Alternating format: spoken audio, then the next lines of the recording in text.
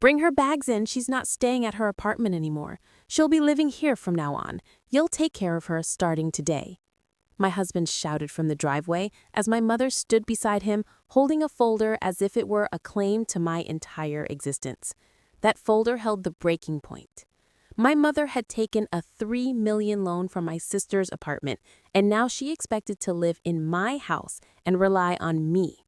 Those were her exact words last night, spoken with pride, as if she had orchestrated the most brilliant plan. My heart raced, but my face remained composed. My name is Eliza Monroe. I'm 32, and I had only one quiet question echoing in my mind. Why do the people I love believe I owe them my life? My husband dragged her suitcases onto the porch, looking like a hotel bellboy. My mother, with full entitlement, said, "Eliza, start clearing out the guest room. I'll be staying permanently. You'll be responsible for food, utilities, everything. Your sister and I already decided. We signed the papers. This is the best for everyone." She said everyone as if I didn't count. I didn't argue, didn't shout, didn't even blink. I simply turned and walked inside, because there was no need to fight. It was already decided. The night before their surprise move-in attempt, I had quietly gone to the bank. Just 2 hours before they arrived, the final signatures were completed. So when my husband confidently pushed her suitcases forward and my mother walked in like a queen returning to her palace, they froze. They screamed, because what they expected to walk into was no longer a place they could enter. Not legally, not financially, not anymore. I said nothing. I simply held up one document and my mother's knees buckled. Her lipstick smeared, her jaw dropped, and she clutched the wall as though the ground beneath her had shifted. My husband, confused at first, then angry, and finally terrified, saw the document in my hand. It wasn't random. It was the new property deed. Signed yesterday, stamped, filed, and recorded. No one, no matter how close, could undo it. Mom, trembling, pointed at it. "Eliza, what is that? What is that?" I spoke slowly, calmly, as someone who had already come to terms with everything. "This house is no longer mine." My husband choked. "What do you mean it's not yours? Whose name is it in?" I tilted my head slightly, letting the silence hang, letting the weight of the moment sink in. "It's in my daughter's name now." The hallway became still. My mother's face drained of color, shifting from entitled pink to chalk white. "She's 6, Mom whispered. "And she owns more than you ever will," I replied, delivering the truth without shouting, without drama, just a quiet certainty. My lawyer had insisted on the transfer last night after I told him about Mom's $3 million loan scheme and her plan to burden me with responsibility.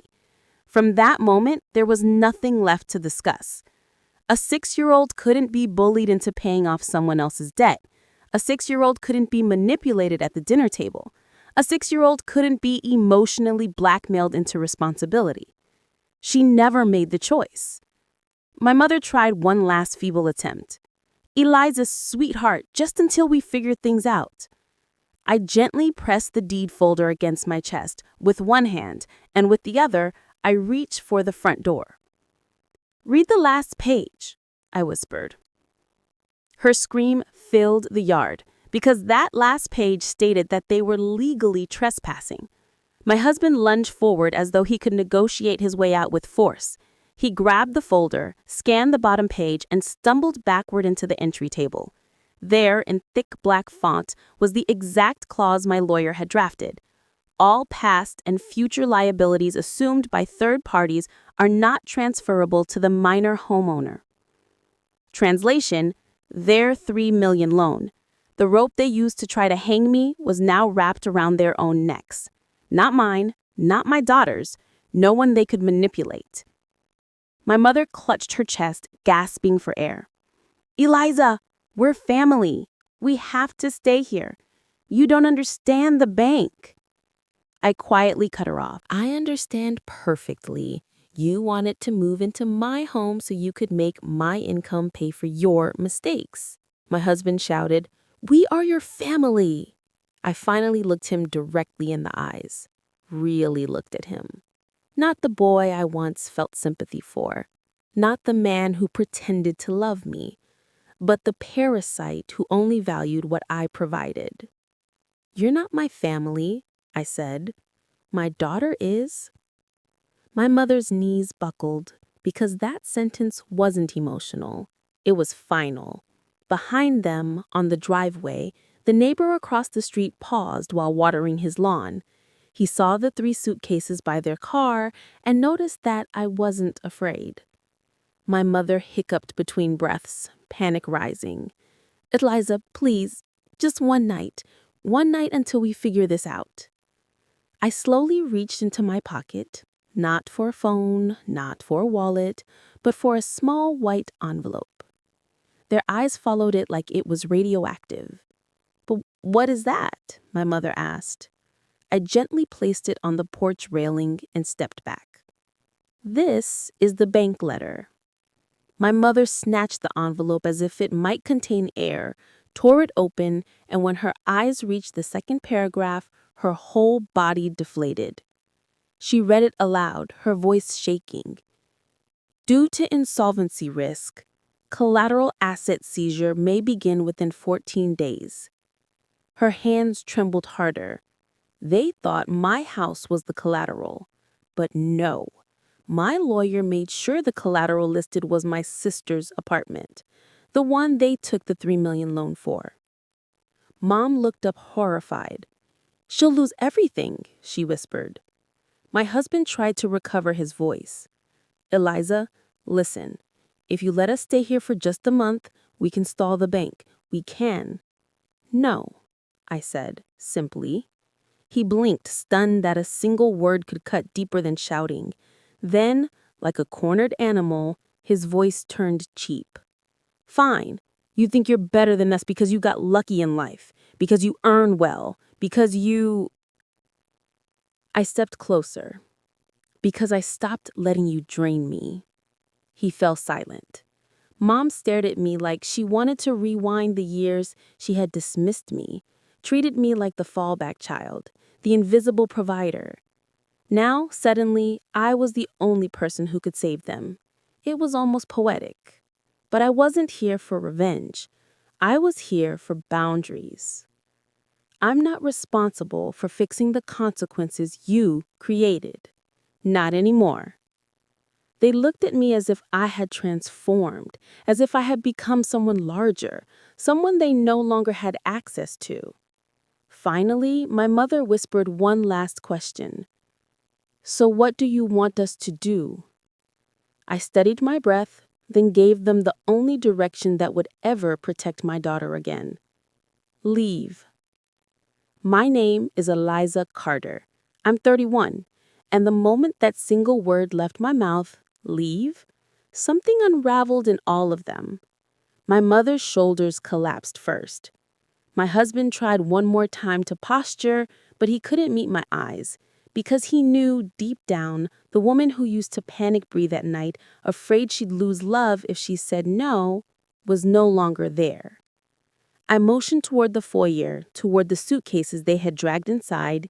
"Take your things," I said quietly. My mother looked around my hallway, the polished hardwood, the framed photos of my daughter's art school projects, like she was realizing this wasn't just a house. It was a life she never helped build, but wanted to live in. My husband moved first, wheeling the suitcase out, avoiding my gaze, his jaw clenched from the humiliation of a consequence he could no longer avoid. I knew he wasn't afraid of being homeless. He was afraid of someone finally refusing to be his safety net. Mom hesitated at the threshold, waiting for softness, for a crack in my voice, for the old pattern. But I didn't bend, not this time. I used to bend every time. But tomorrow, I would take my daughter to the mental health institution where she's staying to get the support she needs. She will recover, and so will I. "You still have 14 days," I said calmly.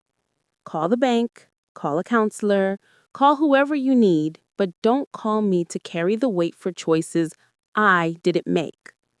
Her mouth quivered. For a moment, I thought she might apologize. But instead, she said the phrase she always defaults to when she has no control. "You're cold." I nodded. "No, I'm clear." And I closed the door. There was no slam, no drama, just the quiet closing of a door. For the first time in years, silence felt warm. I walked back to the kitchen, poured myself some water, and texted my lawyer a single sentence: proceed to final stage. The ripple began the next morning. At 9:14 a.m. sharp, my phone buzzed. Not from my mother, not from my husband, but from the bank. "Mrs. Carter, this is compliance. We need clarification on yesterday's change of occupancy filing." I had anticipated this. Calmly, I forwarded the documented proof, the notarized homeowner declaration I had signed 3 days earlier, the day I realized my mother intended to move in permanently. Ethan, my attorney, had told me, "If they try to live off you again, you can enforce non-resident status. It's legal." So when the bank received the updated paperwork, they froze all family-linked access, utilities, secondary reimbursement cards, everything. By 10:02 a.m., I had 27 missed calls. By 10:15 a.m., I received a text from my sister. "What did you do? They're telling Mom she needs new proof of residency for everything." I didn't reply. I simply sent her a screenshot, the internal audit memo from the bank. Parent signature irregularities on the 3M loan must be verified and reevaluated within 5 business days. Her typing bubble appeared, then disappeared. She knew exactly what that meant. Their clever move, using my mother's guilt to stretch finances, was now under review. Actions have weight. Consequences have timelines. Around lunchtime, I went outside to get the mail. Across the street, my mother and husband were pacing on the sidewalk, whisper fighting, pointing at their phones. The panic was becoming visible, physical, real. Finally, my mother looked over at me. She looked older than she had yesterday. She mouthed, "Please." But I didn't go to her. I didn't yell. I didn't argue. I simply turned, unlocked my door, and went inside. That silence broke them far more than any shouting could. By evening, my husband showed up at my door alone, holding a takeout bag, like peace could be bought with noodles. "Eliza, let's just talk," he said. His voice was soft, almost gentle, the same tone he used the first time he convinced me to ignore my instincts. I didn't open the door fully, just enough for him to see I was calm. "Talk about what?" I asked. He swallowed.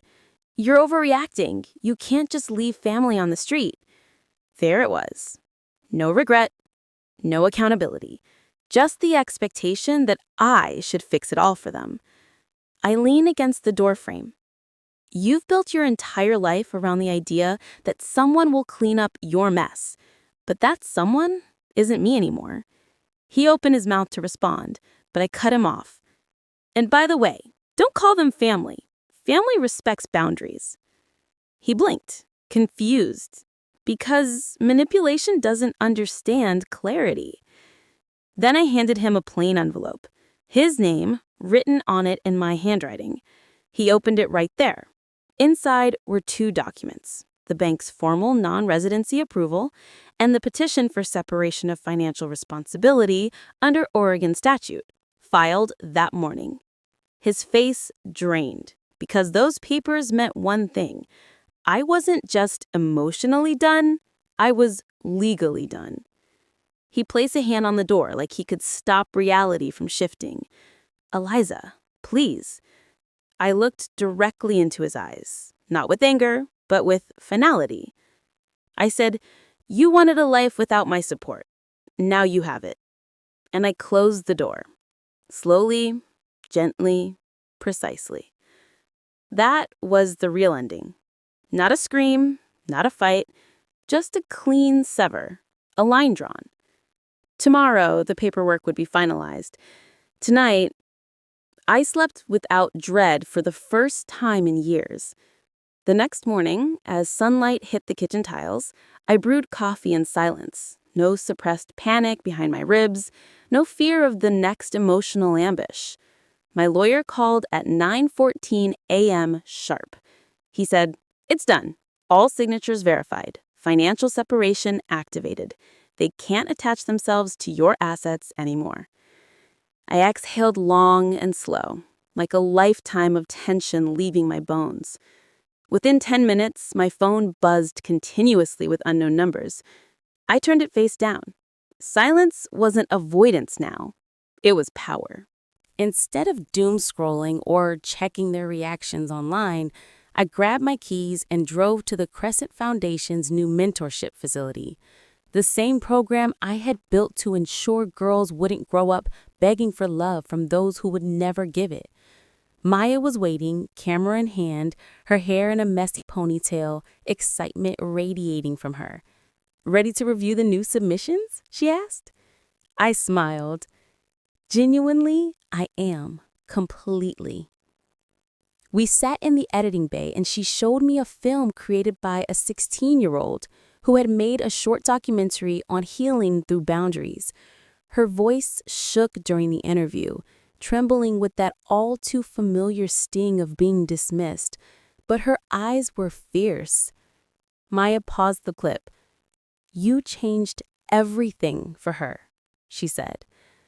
I thought back to the night before. The suitcases, the door closing, the stillness. "No," I corrected gently. "I just showed her a door. She chose to walk through it." We processed scholarship selections, drafted mentorship schedules, and crafted futures, not fixes. At noon, we stepped outside. The air was crisp, the horizon wide. My phone was still vibrating in my purse, but for the first time, I didn't owe anyone an answer. Some stories don't resolve by returning. Some resolve by refusing to shrink. I looked out at the city, the new chapter unfolding. My life, I whispered to myself. Not borrowed, not sacrificed, not conditional.